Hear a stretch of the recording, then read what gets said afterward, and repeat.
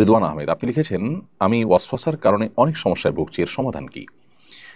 অনেক ভাইয়েরা আমাদের, অনেক বোনেরা আমাদের ওয়াসওয়াসার রোগে ভুগছেন। ওয়াসওয়াসার রোগটা খুবই ভয়ঙ্কর একটা রোগ, একজন মানুষকে মানসিকভাবে অনেক অসুস্থ করে দেয়। আজকে জুমার পরও আমার মসজিদে অনেক দূর থেকে একজন ভাই এসেছেন, তার বাবা সহকারে। তিনি ভয়ঙ্কর ওয়াসওয়াসার রোগে ভুগছেন। মামাতো বোনের সাথে তার বিবাহ ঠিক হয়েছে, কিন্তু মামির সাথে কোনো প্রকার হুরমতে মোসাহারা হলো কিনা, অজান্তে কোনো প্রকার কোনো কিছু হলো কিনা, তার তরফ থেকে না হলে মামির তরফ থেকে হলো কিনা, এটা নিয়ে সে ওয়াসওয়াসায় ভুগছে। তো এই জাতীয় ওয়াসওয়াসার কারণে দেখা যায় যে দাম্পত্য জীবনে কলহ, ইবাদত বন্দেগীতে মনোযোগিতা কমে যাওয়া, নানাবিধ সমস্যা সৃষ্টি হয়। উজু করতে গিয়ে দেখা যায় 10 বার 20 বার হাত ধোয়া হচ্ছে, এবং হাত মুখ ধোয়া হলো কিনা, শুকিয়ে থাকলো কিনা কোনো জায়গা, এই অহেতুক সংশয়, এটা নিয়ে দেখা যায় যে 10 বার 20 বার 30 বার পর্যন্ত ধোয়ার কাজ করা হচ্ছে, এদিকে জামাত শেষ হয়ে যাচ্ছে। তো এই অস্বস্থাগুলো শয়তান আমাদের মধ্যে সৃষ্টি করে, আমাদেরকে বিভ্রান্ত করবার জন্য, আমাদেরকে ভালো কাজ থেকে দূরে সরাবার জন্য। এগুলোর জন্য দুটি করণীয় আমাদের আছে। প্রথমত, ভালো কোনো মানসিক ডাক্তার আমরা দেখাতে পারি, বিশেষ করে দিনদার যদি মানসিক ডাক্তার হয় তাহলে ভালো হয়।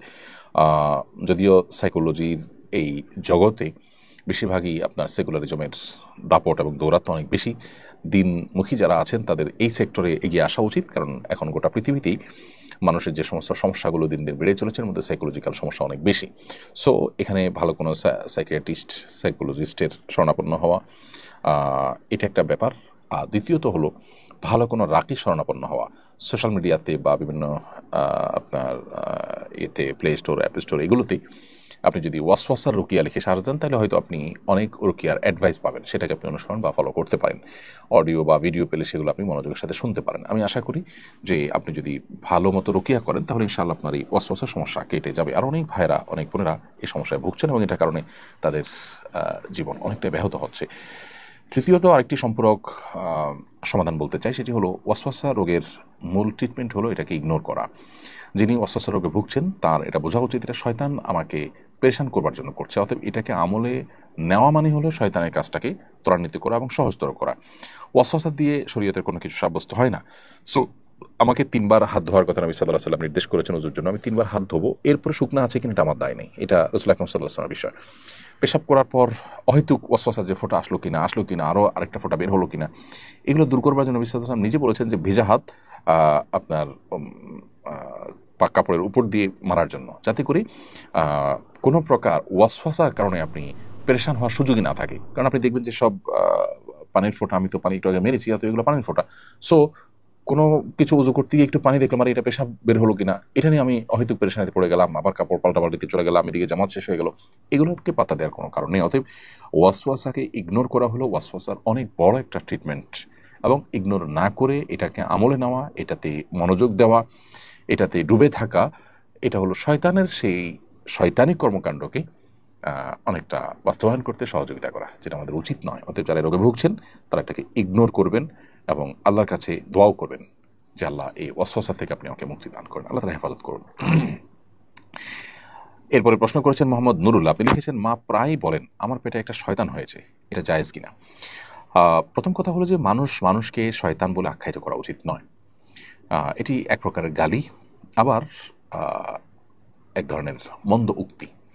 কারণ শয়তান শব্দের অর্থ হলো মূলত আল্লাহর রহমত থেকে যে দূরে সরে গেছে, যেটা শয়তানের ক্ষেত্রে, ইবলিসের ক্ষেত্রে যেমন ফিট হয়, মানুষরূপী কিছু লোক আছে তাদের ক্ষেত্রেও অনেক অংশে এই শয়তানিক কর্মকাণ্ডের মাধ্যমে তাদের ক্ষেত্রেও ফিট হয়। কিন্তু কোনো ব্যক্তি বিশেষকে জাস্ট একটু দুষ্ট প্রকৃতি হওয়ার কারণে তাকে শয়তান বলা অনুচিত। নিজের সন্তান হলেও তাকে শয়তান না বলা উচিত।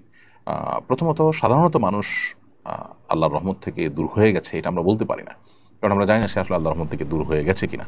শয়তানীয় কর্মকাণ্ডের কারণে আপনার জিনের পাশাপাশি মানুষকেও শয়তান বলা হয়েছে, কিন্তু সেটা হলো জেনারেল কথা। আপনার কোনো ব্যক্তি বিশেষকে, কোনো মুসলমানকে শুধু একটু দুষ্ট প্রকৃতি হওয়ার কারণে তাকে আপনি দুষ্ট বলেন, অন্য অনেক কথা বলেন, কিন্তু শয়তান বলবেন না। নবী করিম সাল্লাল্লাহু আলাইহি ওয়াসাল্লাম তিনি লাআন তাআন ছিলেন না, অশ্লীল কথা, কটু কথা, বদদোয়ামূলক কথা, এই ধরনের কথা তিনি বলতেন না, গালমন্দ টাইপের কথা এগুলো তিনি বলতেন না। সো সেই সমস্ত জায়গা থেকে ধরনের মন্তব্য না করাই উচিত। এমনি তাওসিফ হাসান, আপনি লিখেছেন, একজন মানুষ তার রোগের কারণে সবসময় অপবিত্র হয়ে যায়, সালাত আদায়ের জন্য অজু করে জায়নামাজে দাঁড়ানোর আগেই তার শরীর এবং তার কাপড় অপবিত্র হয়ে যায়, বারবার কাপড় পরিবর্তন করতে গিয়ে তার সালাত আদায়ের ইচ্ছাটাই নষ্ট হয়ে যায়, এমত অবস্থায় ওই রোগীর করণীয় কি? বারবার তো এরকম ব্যক্তির পোশাক পরিবর্তন করার দরকার নেই, বরং এরকম অনবরত যখন শরীর থেকে নাপাক বের হতে থাকে, এরকম ব্যক্তি প্রত্যেক ওয়াক্তের জন্য উজু করবেন। উজু করার পর ওই ওয়াক্তের মধ্যে যত খুশি তিনি নামাজ পড়বেন, তেলাওয়াত করবেন, এবং ওই উজুতেই তিনি করবেন। এর মধ্যে ওই নাপাক বস্তু যতবার বের হবে তাতে তার উজু ভঙ্গ হবে না। এবং এই ধরনের ব্যক্তিকে মাযুর বলা হয় শরীয়তের পরিভাষায়, বিধায় তিনি এই অবস্থা নামাজ পড়বেন। এমনকি তার ওই অবস্থা যদি কাপড় অপবিত্র হয়, অপবিত্র কাপড় নিয়েই তিনি নামাজ পড়তে পারবেন, কারণ তিনি মাযুর। বিধায় অহেতুক কষ্ট করা এবং এভাবে নিজেকে নামাজের প্রতি আপনার বিরক্ত করে তোলা, এটার একেবারেই প্রয়োজন নেই। বিধায় এ বিষয়ে যথাযথ পদক্ষেপ নিলে ইনশাআল্লাহ বিদিনিল্লাহ এই সমস্যার সমাধান হবে।